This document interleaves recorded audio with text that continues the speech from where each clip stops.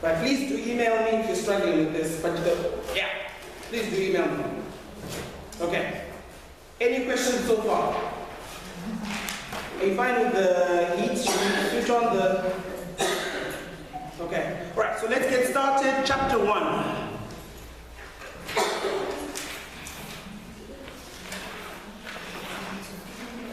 All right, so chapter 1.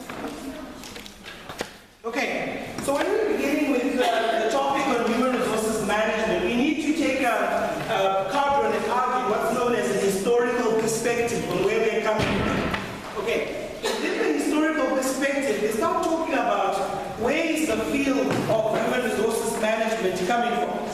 Okay, and so their thinking and their argument is that the field of human resources management started with a term that we all remember called personnel management. Okay. In the past few years, people say, oh, I work in personnel. I work in personnel. Some people still use that term. Okay. But ideally, the prediction from the authors, the various authors I've cited there, is that personnel management is actually dead. Okay. And when someone talks about personnel management, it's really a matter of trying to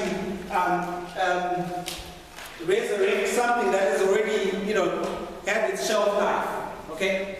So now we're talking about the era of human resources management. In the era of personnel management, it was more administrative. It was more focused on making sure the books are, the register is there, the records are put in place, and for argument's sake, HR, as we come to know it, was never there or was never occupying a strategic role. And so this then became the era of this concept we now know as human resources management. Some have even argued that it shouldn't even be human resources management, it should be human capital management.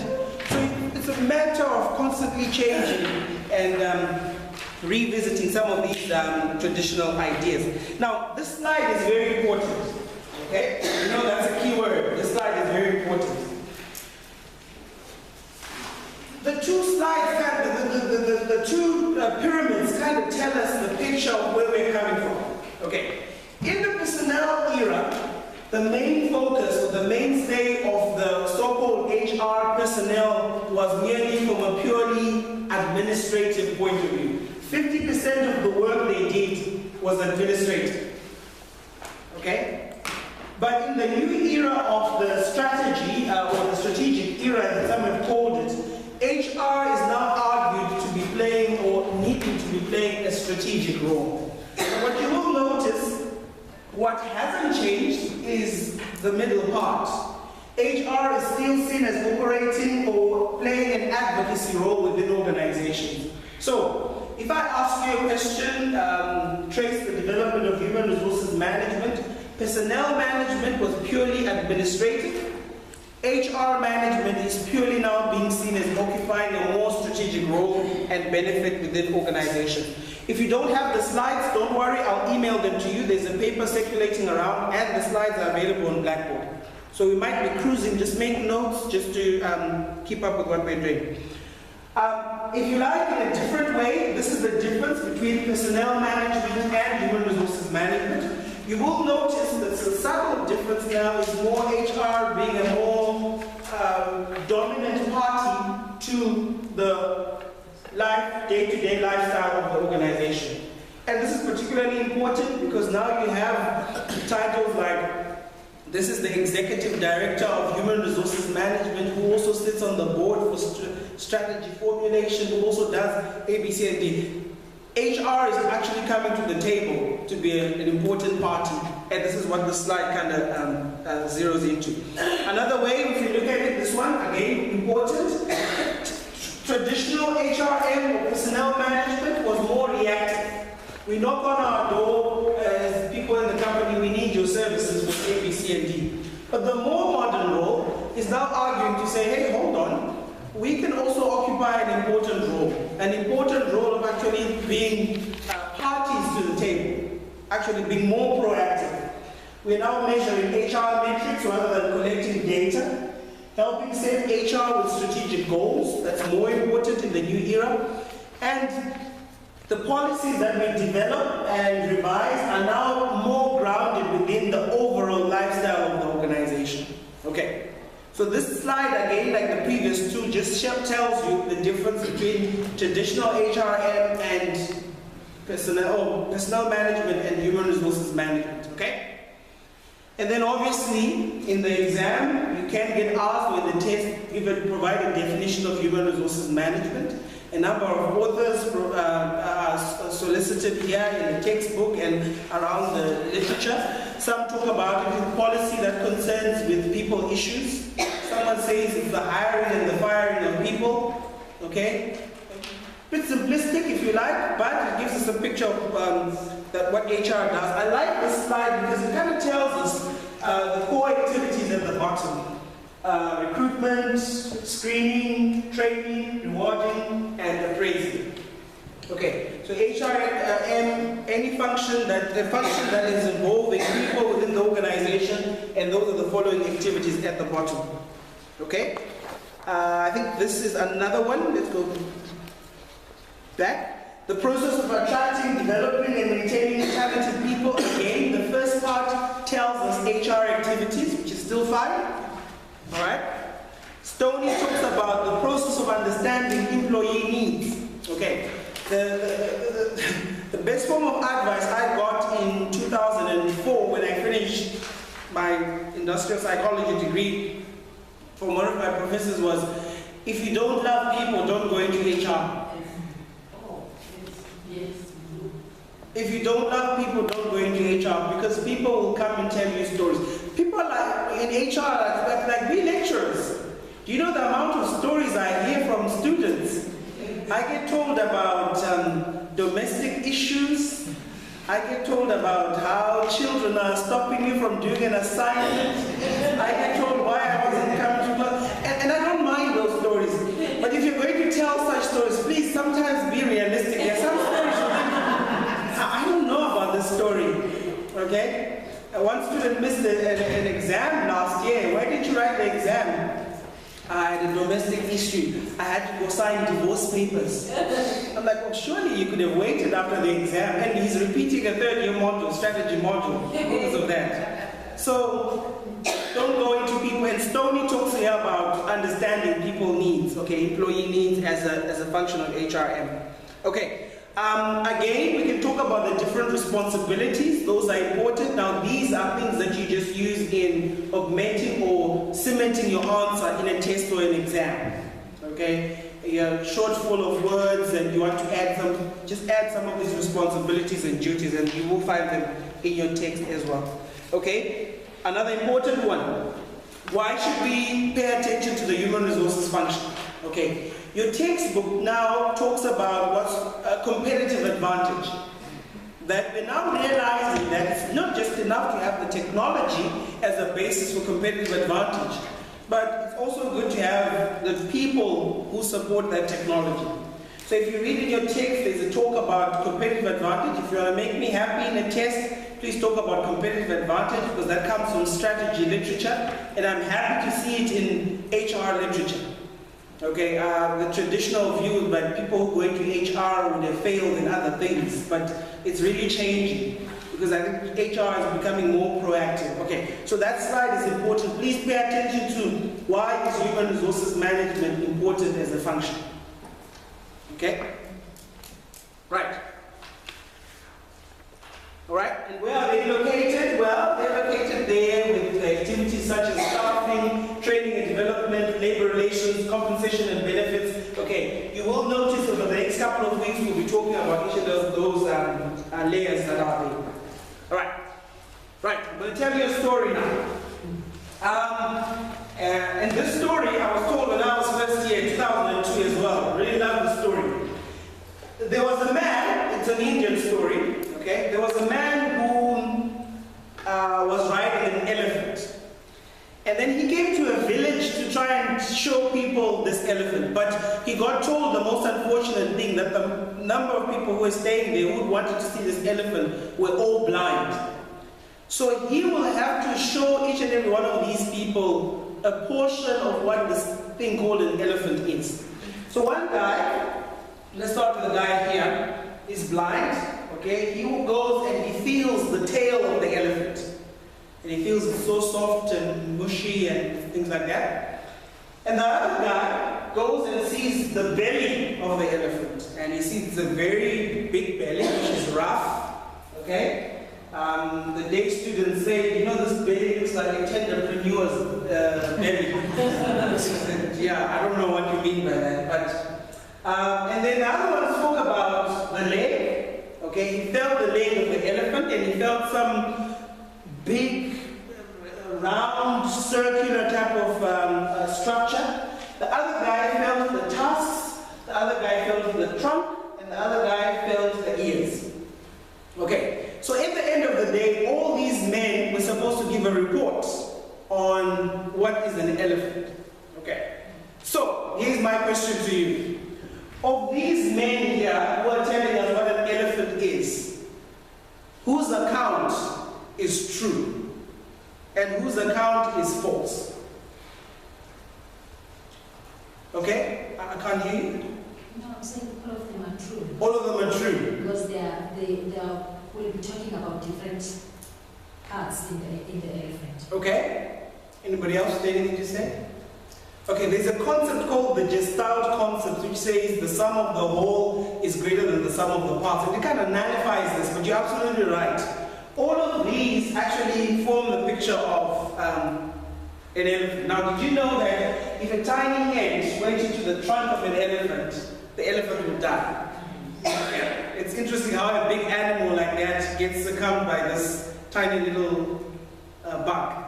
Okay, so the important thing here, what am I getting to, is that HR is not should only be viewed from one lens. There are multiple lenses that we need to view it from. It would be very myopic of us if we were to neglect the other lenses. So these are the other important functions of human resources management. Please pay attention. Okay, here's another clue to this process called job analysis. You're going to hear a lot of that in the text and also in your assessments and so forth. Job analysis. The process of just really determining the abilities, skills, and qualifications needed to perform a job. On job analysis, here's another clue, important. You need to tell me the difference between the job specification and the job description. We're going to cover it ahead, but please just prepare for it. If you don't see it right here in April, you might see it in June. Yeah. Alright? You also need to pay attention to a process called HRP, Human Resources Planning. Okay? This is the process of really making sure that we meet any envisaged future targets on what we're trying to achieve as a company. There is also a process of recruitment, which I'm not going to talk about. Obviously, you all know about it. But ideally here, pay attention advantages of the different methods of recruitment. Why is advertising on the internet better than advertising in the newspaper? Okay, why is advertising internally better than advertising externally? We're going to cover this, but this is just a pre-warning. Okay? And part of it is just because you guys have got a tight schedule. So try to make your life easy.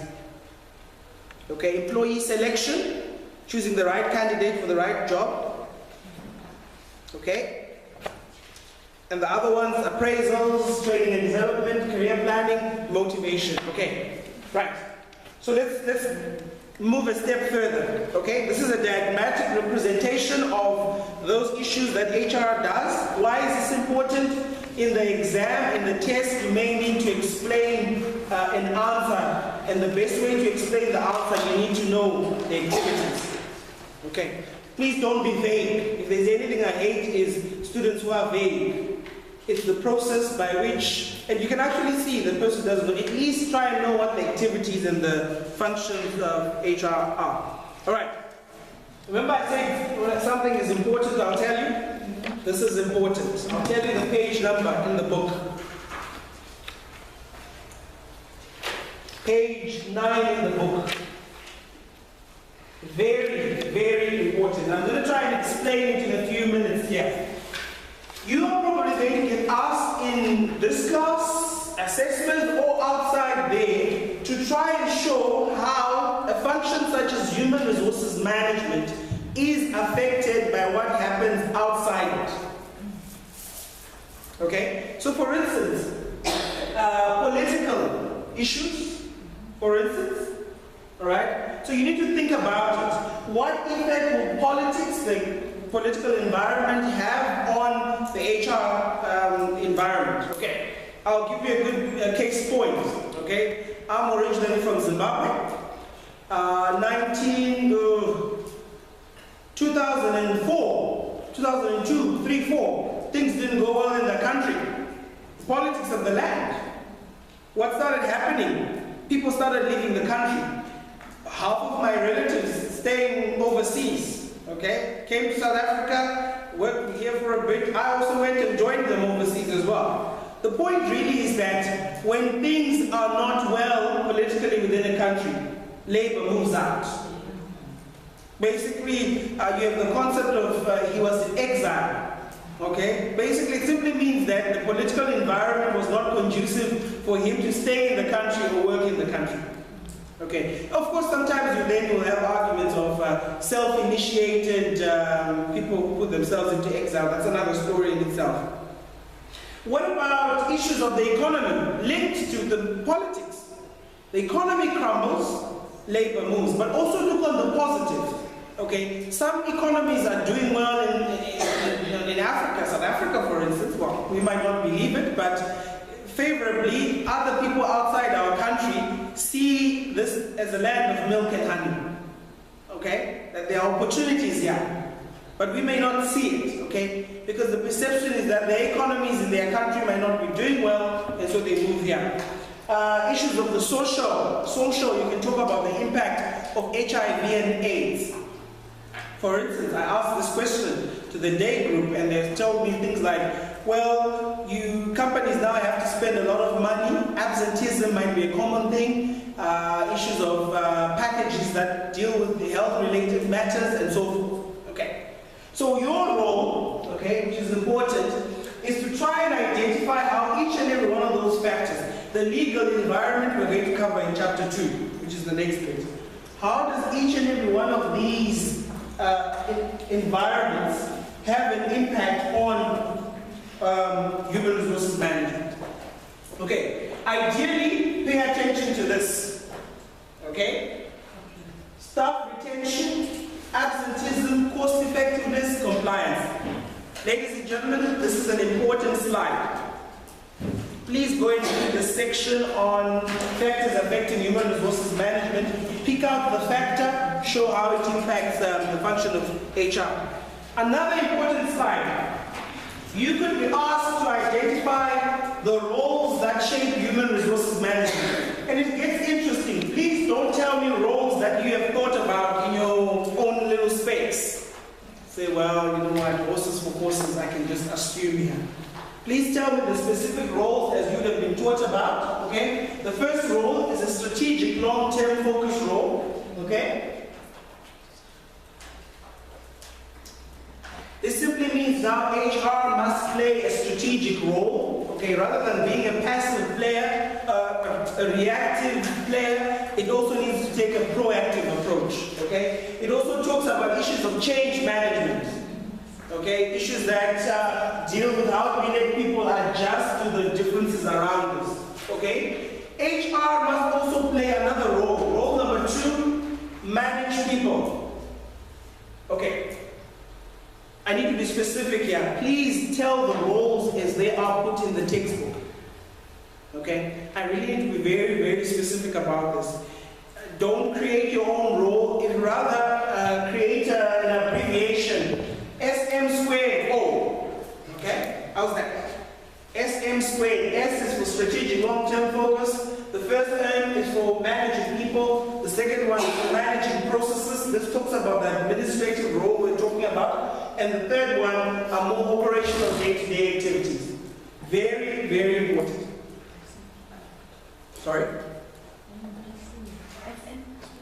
SM squared O. Yeah. Okay. All right.